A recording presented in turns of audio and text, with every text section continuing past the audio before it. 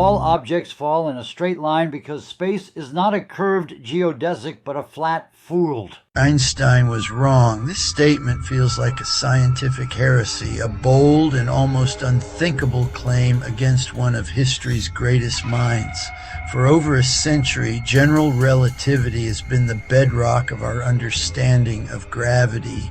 It tells a story of space-time as a dynamic, flexible fabric, one that is warped and curved by the presence of mass and energy. Planets orbit the sun because they follow the straightest possible path through this curved geometry, like a marble rolling inside a bowl. This picture has been confirmed by countless experiments and observations, the bending of starlight, the ticking of atomic clocks. But what if this elegant picture, while profoundly useful, is not the complete story? What if the metaphor of a cosmic trampoline misses a more fundamental truth about space itself? The idea that massive objects physically bend space-time is deeply ingrained. We accept the curvature as the cause and the resulting motion as the effect. It is a powerful narrative that has guided physics for generations. Let us imagine a different foundation for reality. Forget the bending, curving sheet of space-time for a moment.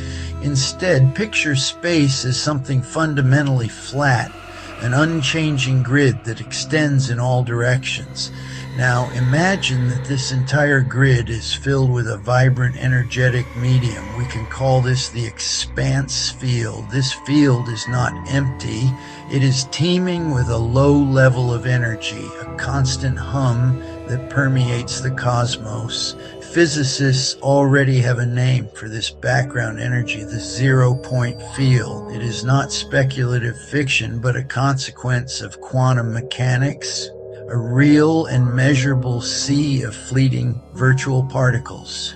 In this new view, the expanse field is the primary actor, not the geometry of space. It is the true stage where all forces, including gravity, perform. In its default state, the field is uniform, balanced, and calm, like the perfectly still surface of a vast cosmic lake. In this state, an object would feel no net force and would drift through the universe unimpeded. The energy of this field is its defining characteristic. The field is not just a passive backdrop. It is an active participant in the universe's workings. Its state can be altered. Its energy levels can be changed. And these changes have profound consequences for everything within it.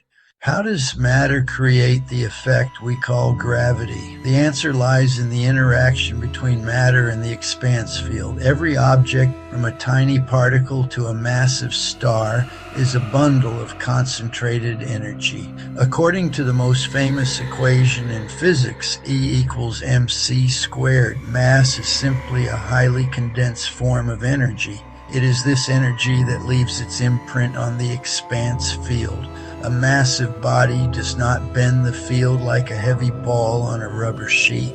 Instead, it actively contributes energy, causing the field's energy level to rise nearby. Here's the field shown as a 2D graph, a flat line with a large bump representing Earth's effect. Imagine the expanse field as a vast dark room where the air has a uniform cool temperature. This temperature represents the zero-point energy level. Now introduce a heater. This is our massive object, like the Earth. The heater warms the air, creating a gradient, highest near the heater and fading outward. The energy of the planet pumps up the energy level of the expanse field, creating a similar gradient. This gradient is not a curve in space. It is a slope in the field's energy density. This energetic slope is what other objects experience as gravity. An object placed within this gradient does not feel the absolute temperature. It feels the change in temperature. It will be pushed from the hotter region toward the cooler region, following the path of steepest descent down the energy gradient. The most profound difference between this idea and Einstein's vision lies in the nature of space itself. In general relativity, space is an active participant. It is a dynamic entity that can bend, twist, and ripple. The presence of a massive body like the Sun fundamentally alters the geometry of the space around it. Planets orbit not because a force is pulling them, but because they are following the straightest possible path, a geodesic through a curved landscape. The Expanse field model proposes a more traditional and perhaps more intuitive stage. Here, space is absolute, Euclidean, and flat.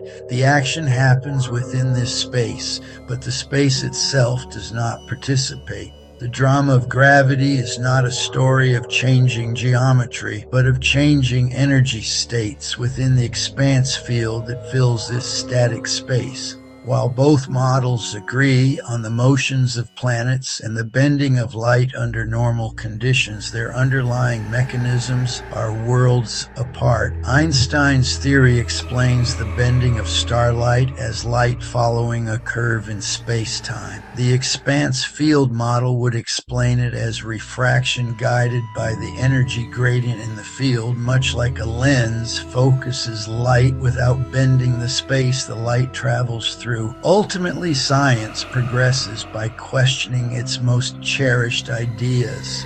Einstein's theory of general relativity is a monumental achievement, a towering edifice of human intellect, but even the strongest towers should be inspected for new doors and windows. The expanse field offers one such window, a different perspective on the same magnificent view.